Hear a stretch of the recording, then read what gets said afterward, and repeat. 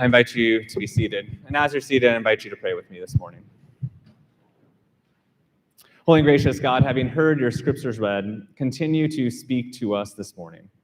And we pray that the meditations of my heart and the words of my mouth be pleasing to you, O Lord, our God.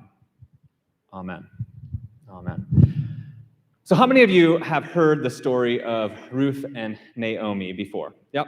How many of you remember the chapter 3 that I just read in this story? Yeah? Okay. A little bit less, my guess. Because one of the things that we don't talk about is the latter half of the story. Because what really is happening is that Naomi and Ruth are finding a way for their shared future together.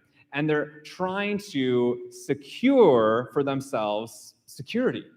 Because women during the ancient times did not have security outside of their husbands that would provide for them. And so for Ruth and Naomi to come back to Naomi's family wasn't necessarily going to be a place of security and continual growth. And Ruth, for example, was a person that was completely other for all purposes. She was someone that they would look at and she would look different, she would act different, she would be different than the Israelites. And everyone knew it all the time. And it was almost as if she was wearing a costume, I know, Halloween time, that would show that she was different than the rest. And Naomi decides that she wants to tell Ruth how to go about securing a future for them. And if you didn't notice within this story, it gets just a tiny bit risque. Did anyone notice that? No? Okay. So what's happening here in this story is essentially Naomi says to her daughter-in-law, Ruth, she says to her, "Hey, Ruth, we need to secure a future for yourself. I need you to go to where the men hang out, and I want you to entice one of them to marry you. I want you to go and entice one of them to marry." And she not only says that, but she says to Ruth, "I want you to dress up, put some perfume on, get yourself ready to go out for a night on the town and go to the threshing floor." Which this is one of the things that I find funny sometimes when you know about the Old Testament or like Hebrew and the words there, and when you don't know, is that one of the things that you can unpack is like, oh, threshing floor, it's some ancient weird name for, where they manage their grain and barley. Well, essentially what was happening, if you didn't listen to part of that, is that he was basically going to the pub that night. That is the local place where the men would gather after a long day's work, and they would have drinks with one another, they would eat with one another, and they would be merry together in that place. And Naomi tells Ruth in a very kind of mischievous way, right? Wait until they're done eating and drinking, and then go and hang out with the men at the party, right? Go hang out, having dolled yourself up and looking your finest. Go and be there. And I can only imagine having been someone that's, doesn't like to go out in like new social circles and put myself out there, what was going through Ruth's mind for a minute. Because what Naomi was asking her to do was not part of the cultural expectations of Israeli women at the time. You were not, of Hebrew women, you were not supposed to go to the men's space, especially when the men were having their time and having their fun and kind of being there. But Naomi wants to secure a future for them desperately, and she says, go, do it. And Ruth had to have been thinking, me? Wait, you want me to go there? Like, they are going to kick me out the minute they see me walk through the doors or walk on the field or whatever it is. Like, I am not supposed to be there. I am not supposed to be there. And the minute that they wake up and realize that it's the Moabite, that had been the Moabite widow that is there in the threshing floor, everyone's going to be in an uproar. What was she supposed to be doing there? She's the last one that was supposed to be there. But she does faithfully what her mother-in-law says to do, and she goes. And, she goes to Boaz at night, and she, lays at his feet at night amidst the pub. And you can just kind of unfold the risque nature of the text. I'm not going to go into it a little bit, but that's one of the things I think is amazing about the Bible sometimes, is that we don't even, it's like the language is so foreign that we don't even realize that sometimes the novels within it are also kind of like, the novels that we read now as adults. And they have things that you wouldn't expect to be in the Bible when you open it up and you read it and you say, oh, that's what's happening here as Ruth is securing a future, right? Just like a few weeks ago when we said that how did the, Israeli camp end up at the house of Rahab, right? The prostitute's house, before going into the land of Canaan. There's some things going on in the text that we don't like to talk about sometimes. But it's not just the things that are going on in the text that we don't talk about sometimes. Sometimes we just don't like to talk about the things that we might think are icky or not acceptable, or that other people might think, well, who are they? And I bring that up because I think that must have been going through the mind of Ruth throughout this entire endeavor, is they'll find out. They're going to know. They're going to know. They're going to figure out what I did, that I seduced Boaz into liking me and wanting to be with me. They're going to figure it out. And then Boaz similarly says, don't let anyone see that you were here. They're going to find out. They're going to know. And that somehow amidst those feelings of they're going to find out, they're going to know, they find a future together. And I say that because one of my experiences as a pastor and working with congregation is a feeling that's added to us, that we have to kind of hide a portion of ourselves with others.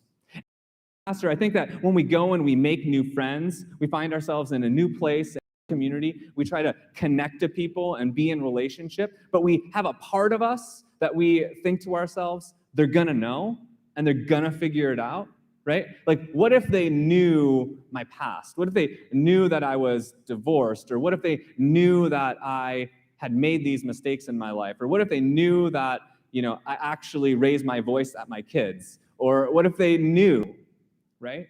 Then surely they would not be as nice to me. Then surely they would not welcome me into this space. When we're new into a community, we find ourselves carrying kind of the insecurity of being other, of being different, of not feeling like you're going to fit. But even if you've been in a place for long enough, you still kind of have the parts of you that you feel uncomfortable sharing and being vulnerable with. And I think part of that is exacerbated when the church decides, hey, we're going to gloss over the parts of the text that talk about a biblical character who finds her lineage. Jesus' lineage has the name Ruth in it, right? And if you noticed, Ruth seduces Boaz in this text. There is no other way around this text. That is what happens. Boaz was partying, Ruth shows up. The rest is the end of the story. But can you imagine Jesus sharing that with us? My great-great-great-great-great-great-great-grandma, well, she did this at one time, right? I know it's really distant and but we do that with each other. We do that. We think that we have to hide the pieces that we think are unacceptable to other people, whether it's new friends or whether it's church community, that we don't want them to know, because if they truly knew what happened, or they truly knew what we were like, or if they knew kind of the thoughts that are in our inner mind, maybe they wouldn't be as welcoming. Maybe they wouldn't find us as cheery as they like to think. That persona that we put up. And so one of the things that I find about the scripture, especially within this story of Ruth, is that this is a story of profound friendship. I think it's one of the most beautiful examples in all of the Bible of a faithful, steadfast commitment. And in fact, when I do a wedding, I oftentimes will reference Ruth and Naomi. that they make a commitment to one another so great in their friendship that it mirrors God's love and commitment for us. And in that commitment is the authenticity and the grittiness of life.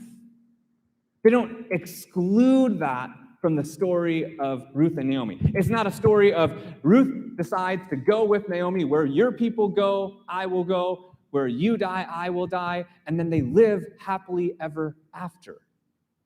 That's not the story, but that's like what we like to think about those biblical characters sometimes. But when we lift them up like that, they're the stories that never, ever match our lives. Ever. They don't match our lives because our lives are filled with junk. And we all have it. I'm sorry to say, I know that we all do. No matter how good you come on Sunday morning, I bet, I know, you got some stuff that you need to work through. And if you think, how good am I that I'm up here? I don't choose to be on a pulpit, right? I sit down. And part of it's because I know I'm not perfect either. And the more we try to hide those pieces, the more I think we're not able to enter into the faithful friendship that Ruth and Naomi embody. So much so that they mirror God's love for us. And so if you think to yourself, in community, what if they know? That you're going to be other, you're going to be the one that they don't include. And so you hide that part to yourself. And friends, I also know people who do that with God. That they don't want to share that, or they want to just, say like, if God knew that. Well, first of all, God knows that, right? That's just there, right? If God knows that. But they don't want to pray it out loud, or they won't want to do it. They just feel shame over that part of their life. So much so that they don't feel that God can love them in it. If only God knew that, then Pastor Brian's words about free grace and God's love wouldn't apply, right? But friends, they do. They do apply. And it's not about what you have done or haven't done. It's about learning to open ourselves to the authenticity of life with one another and that life with God. And as we learn to do that, then we'll learn to be more whole together.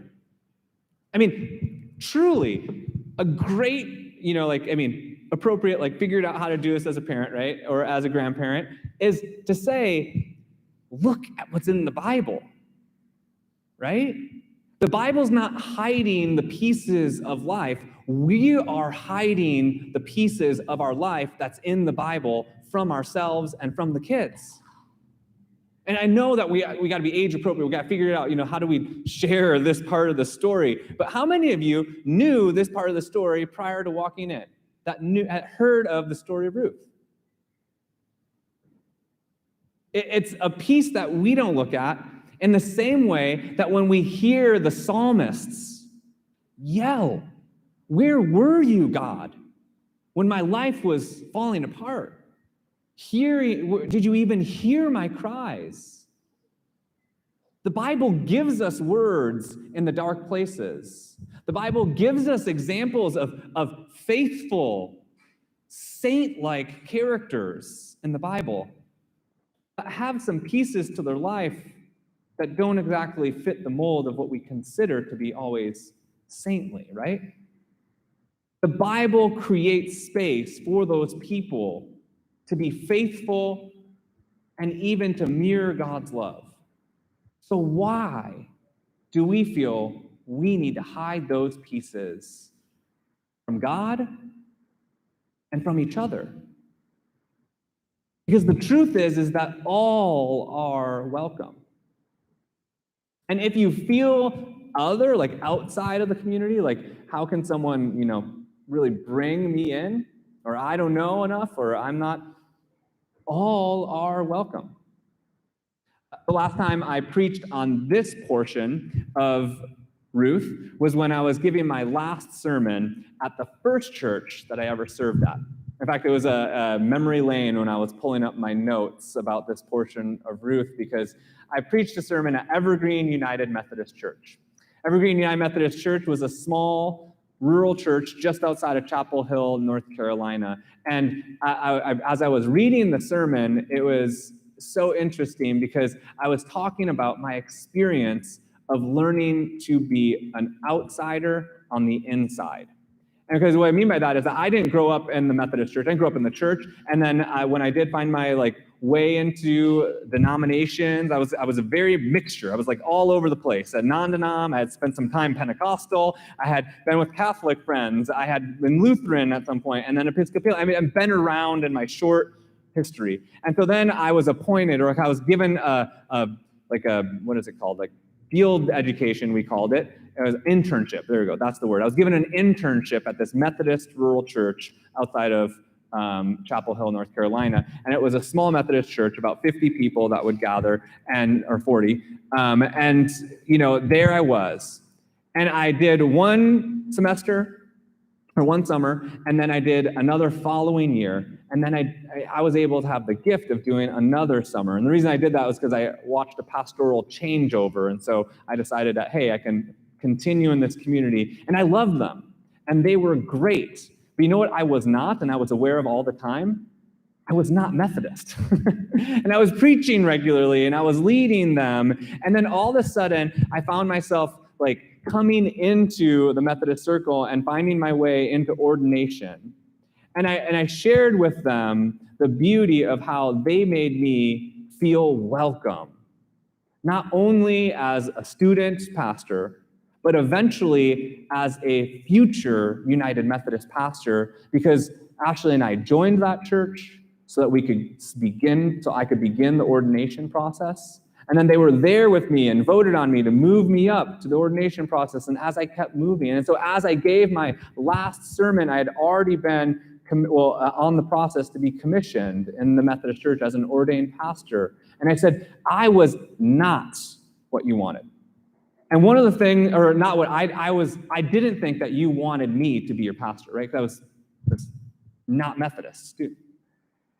And that eventually you kept encouraging me.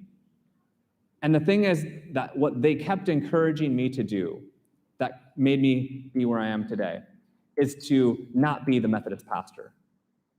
They said, Brian, you don't need to be the Methodist pastor. We don't even know what that means. They said, we love you and we think you would be a great Methodist pastor.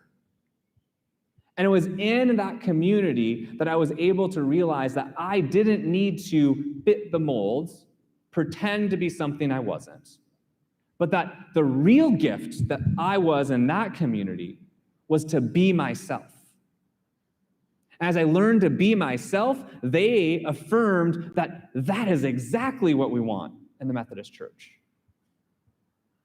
And so that is your task and your challenge, is to be not who others think you ought to be, not who you think you need to show up and pretend to be, is to be yourself authentically within the context of community.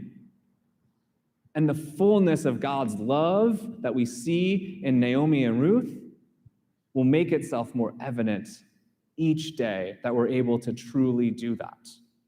To bring your gifts, your personality, and yes, even your flaws, your cracks, your wrinkles to the table. And for us to all say, all are welcome. And to reiterate that over and over again, no matter what someone's wearing, no matter what doubts they have, no matter if they say, I know nothing about being Methodist. That's fine. That was me. So when we read the story of Ruth from beginning to end, we see the love of God at work in friendship, in the reality of life. Don't hide that from one another, and don't hide it from God. God's grace has already been spoken over it. And let us be that community that welcomes all with all of our histories. I invite you to pray with me. Holy and gracious God, we give thanks that we need not hide portions of our lives from you. That you welcome us in and you promise to always be with us no matter what. It's not a conditional statement. That you are with us.